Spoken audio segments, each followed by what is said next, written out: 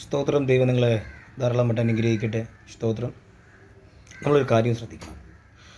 നമ്മളെക്കാളും ശ്രേഷ്ഠനേറിയ ഒരു പാസ്റ്റർ, നമ്മളെക്കാളും നല്ല വചനം സംസാരിക്കുന്ന, നമ്മളെക്കാളും നല്ല ശുശ്രൂഷ ചെയ്യുന്ന ഒരു പാസ്റ്ററെ കാണുമ്പോൾ സ്തോത്രം നിങ്ങൾക്ക് ദേഷ്യം വരാറുണ്ട്, ഉള്ളിനകത്ത് പക വരാറുണ്ട്, ഒരു കുശുമ്പ് വരാറുണ്ട്.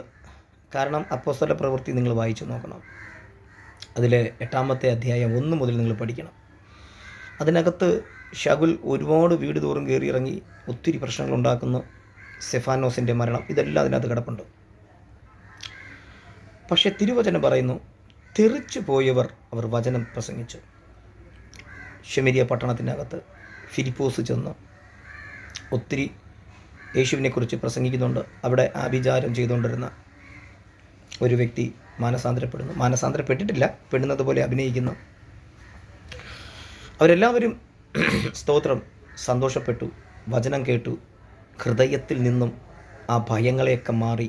ശ്രദ്ധിച്ച് കേട്ടണം, നീ സഭയിൽ പോകുമ്പോൾ ദൈവവചനം കേൾക്കണമെങ്കിൽ നിൻ്റെ ഹൃദയത്തിലൊരു രൂപാന്തരമുണ്ടെങ്കിലേ ചെയ്യാൻ പറ്റൂ. വചനം മനുഷ്യനെ രൂപാന്തരപ്പെടുത്തും. ചുമ്മാ പോയി ഒരു കൈയടിച്ചേച്ചും വരരുത്. ശ്രദ്ധിച്ച് കേട്ടോണം ഞാൻ പറയാൻ പോകുന്ന അർത്ഥം എന്തെന്ന്. പെട്ടെന്ന് ഞാൻ ആ ബൈബിളിൽ ദൈവവചനം വായിച്ചുകൊണ്ട് വന്നപ്പോൾ പരിശുദ്ധാത്മ പറഞ്ഞു, യോഹന്നാനെയും പത്രോസിനെയും അങ്ങോട്ട് അയച്ചു. ഒന്ന് മനസ്സിലാക്കുക, ഒരു വ്യക്തി ഇറങ്ങിപ്പോകാത്ത സ്ഥലത്ത്, ഒരു വ്യക്തിയും ചെന്ന് കയറിപ്പോകാൻ പറ്റാത്ത സ്ഥലത്ത് ദൈവം യേശു ഫിലിപ്പോസിനെ അയച്ചു. ശമര്യ പട്ടണത്തിനകത്ത് ഭയങ്കര ആഭിചാരകം ചെയ്യുന്നവനെ പോലും സ്തോത്രം മാറ്റി. അവ മാറിയിട്ടില്ല, അവൻ്റെ ഹൃദയം മാറിയിട്ടില്ല. പക്ഷേ അവിടെ മുടന്തര സൗഖ്യമായി, ഭൂതങ്ങൾ ഇറങ്ങി ഓടുന്നു. ജനമെല്ലാം അവനെ വിശ്വസിച്ചെന്നാണ് എഴുതിയിരിക്കുന്നത്. ആരെ? ഫിലിപ്പോസിനെ. താഴോട്ട് വായിച്ചുകൊണ്ട് വന്നപ്പോൾ പരിശുദ്ധാത്മാവിനോട് സംസാരിച്ചൊരു വാക്ക് ഞാൻ നിങ്ങളോട് ഷെയർ ചെയ്യാം. പെട്ടെന്ന് ഫിലിപ്പോസിനോട് പരിശുദ്ധാത്മാ പറയുന്നത്, നീ ഇവിടം വിട്ടു പോകാൻ. ഞാനാണെങ്കിൽ പോകില്ല. കാരണമുണ്ട്. ഇത്രയും കഷ്ടപ്പെട്ട്, ഇത്രയും ജനത്തിൻ്റെ സുവിശേഷം സംസാരിച്ച്, ഇത്രയും ആയി, ജനമെല്ലാം എന്നെ നോക്കുന്നു, നല്ല ദശാംശം കിട്ടുന്നു, നല്ല സെറ്റപ്പിലായിരിക്കുന്ന എന്നോട് പറഞ്ഞാൽ ഞാൻ പോകുകയൊന്നുമില്ല. ഈ 2026 ഞാൻ ഒട്ടും പോകില്ല. പക്ഷേ ഫിലിപ്പോസ് അത് കേട്ടു. പരിശുദ്ധാത്മാവിൻ്റെ ശബ്ദം കേട്ട ഫിലിപ്പോസ് മരുഭൂമിയിൽ കൂടി യാത്ര ചെയ്യുമ്പോൾ ഇത്തോപ്പിയിൽ ആ ഷണ്ണനെ കാണുന്ന ഷണ്ണൻ യെശയ്യാവിൻ്റെ വചനം വായിച്ചുകൊണ്ടിരിക്കുക. പരിശുദ്ധാത്മാ പറഞ്ഞു, നീ തേരിനോട് ചേർന്ന് നടാ.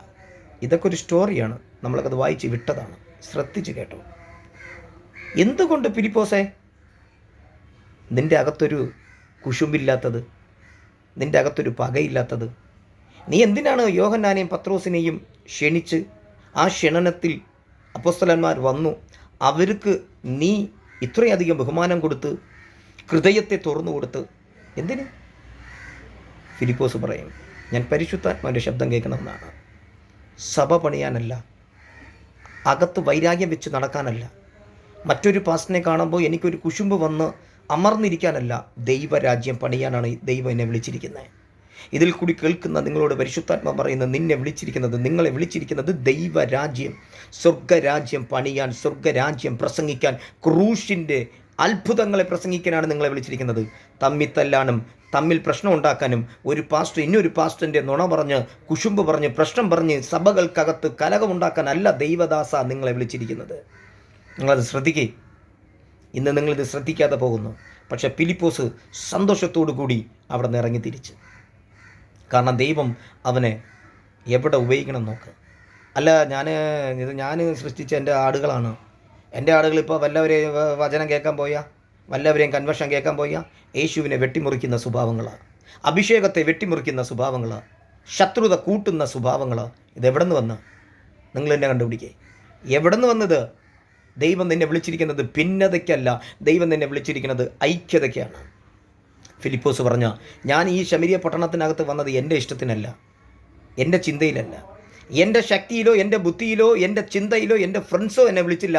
പരിശുദ്ധാത്മാവ് എന്നെ നയിച്ചു, പരിശുദ്ധാത്മാവ് എന്നെ ഈ ദേശത്ത് കൊണ്ടുവന്നു, പരിശുദ്ധാത്മാവ് വിതയ്ക്കാൻ പറഞ്ഞു, വിതച്ചു. പക്ഷേ ഇന്ന് ഞാൻ അടുത്ത ദേശത്തിലേക്ക് പോകണം.